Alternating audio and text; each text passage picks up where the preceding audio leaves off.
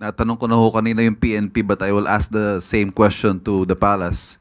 Yung recently released political ad nga po featuring VP Sara and Senator Amy paints the situation in the country as black. Kulay ng pagluluksa due to hunger, crimes, and injustice, which is a clear imputation of failure of the Marcos administration. What does the palace have to do with You it? just said it is recent? Yesterday. Oh, ang akala ay 2022 campaign ads to. Dahil sa mas na-describe ang kapanahunan ng nakaraang administrasyon dun sa nasabing campaign ads. Unang-una, meron silang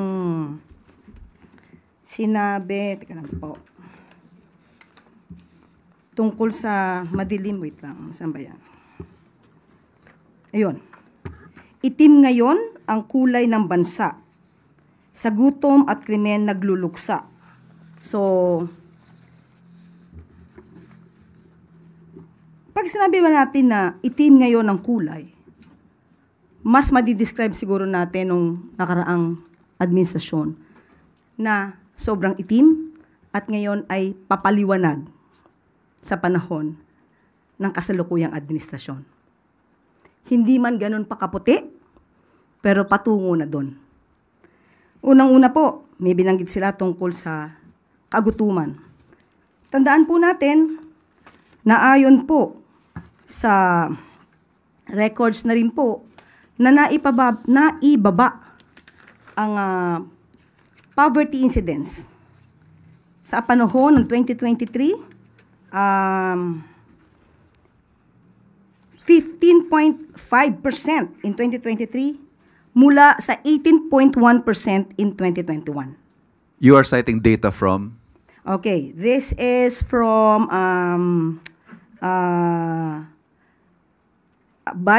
author or writer is Dim Sum Daily, Hong Kong. Okay, meron din po tayo dito. Ito po ay galing din mismo sa report din po ni Secretary Balisacan. Okay? Meron din po tayo dito na pinalabas. Ito naman ay galing kay Philippine Star, Delon Porcalia.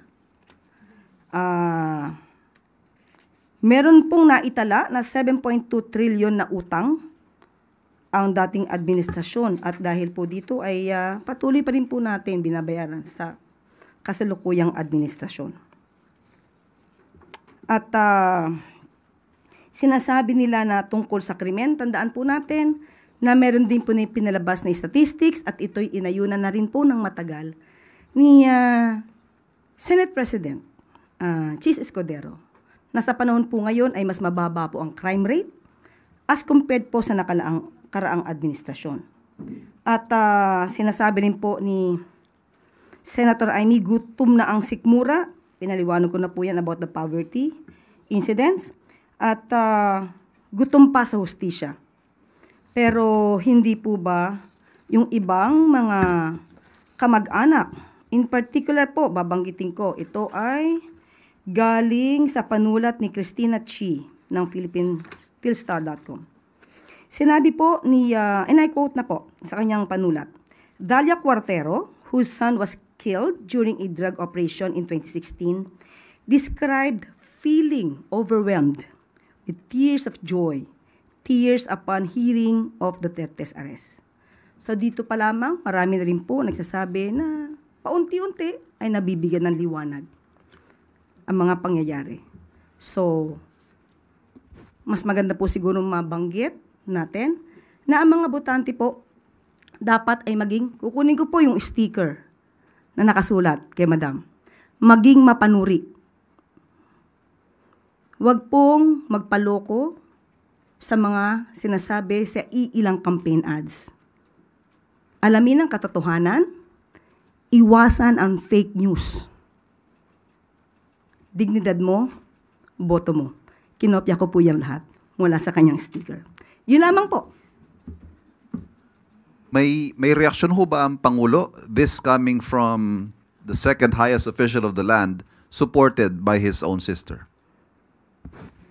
Patungkol po dyan, patungkol po sa campaign na issues, maganda pong mas tanong na lang natin ang campaign manager. Mas authorized po siyang magsalita patungkol po sa ganyang klaseng relasyon. But have you taken this up with the President? What are his thoughts on this? Patungkol po sa kanyang kapatid? No, yeah. This particular ad, for example, which is Of course, the latest. hindi po nais ng ating Pangulo na magitong klaseng mga negatibo na pangangampanya.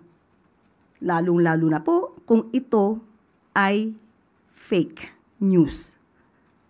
So, noon pa naman po, sinabi na ng ating Pangulo na labanan natin ang mga fake news.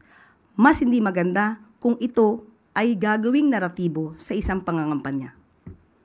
Okay? Quick follow-up, Ace Romero, Philippine Star. Yusek, the other camp described the present administration or the present state of the country under this administration as itim.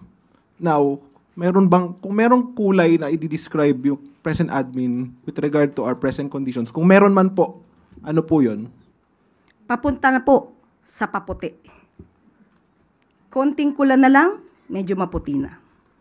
Hindi pa lang po, hindi perfectly white, katulad ng aking sinabi, pero doon po patungo ang kasulukuyang administrasyon.